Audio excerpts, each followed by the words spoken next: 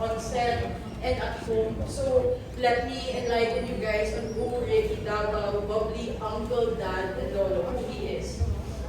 So Papa was a man of few words, but he always showed up whenever he could. I'd always text him on Telegram, yung mga random lang na sinesend ko sa kanya what I'd be doing, like, oh, dad, I'm eating this, dad, I'm like, dancing, I have a performance tomorrow, by the way. Yung ganun, this and that, this and that. Sometimes I wouldn't get a reply, but minsan natatampo ako kay dad, but then I know from, na he's a busy man, and I really understand that. Kasi, when he's at work, alam naman natin si dad, when he's at work, he's locked in talaga, like, nothing's gonna deter him from what he's doing. We all know that about that. And, alam naman natin yan. But sometimes I get that signature, I love you, is I love, with a capital I, Y-O-U, all caps, exclamation point with a matte red heart. That's a specific red heart. And from him, or a simple, I'm proud of you, and it would make my day talaga. So one thing about that remains consistent between how he is at home and how he is on set or at work and with his friends is how exaggerated and full of life he is. So a little anecdote. Back in 2023, I was a new driver back then. I had a non-prof license already, so I could drive. But at the time, my mom didn't really want me to drive alone kasi syempre delikado po sa roads, diba? And yeah. So at the time, my mom was abroad, and then she allowed me to go to meet my friend in Podium doon sa Ortigas. So pumunta ako doon on my own. Pero scratch ko yung kotse. Oh. So syempre sinabi ko kay mom, sinabi ko kay papa. Pero they didn't really get mad kasi bago pa lang ako. But then I did another stupid thing. I took the car without permission to go to Dad's surprise birthday sa Pasig. Shout out sa Wednesday Club, sila Tito Beben, Rafa, we were all there. Tito Seraphine, yes, we were all there. Yeah, that night, family. So I took the car without permission to that celebration kasi I don't know, I just wanted to prove something to myself. Yeah, I could drive on my own at night. I'm so cool. I wasn't even 18 yet. Oh my gosh. The Bunsong things, I guess. And then, and then I stayed over at another house. And then, after that, Dad gave me a sermon.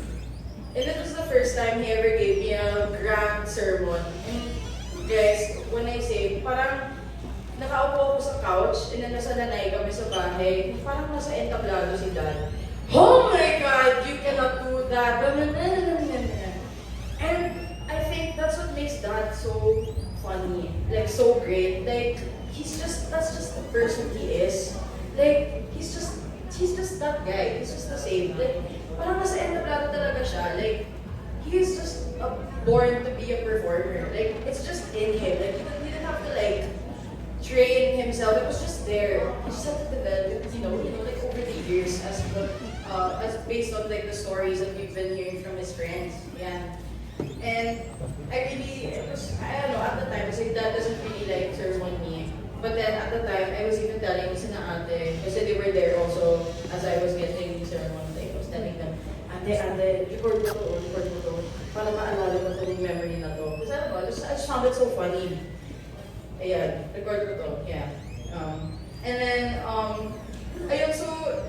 Dad always takes his pagiging director kasi wherever he goes. Alam naman natin, when Dad takes photos, he's always this. That. Always. Graduation ko, nandun, he was always taking photos.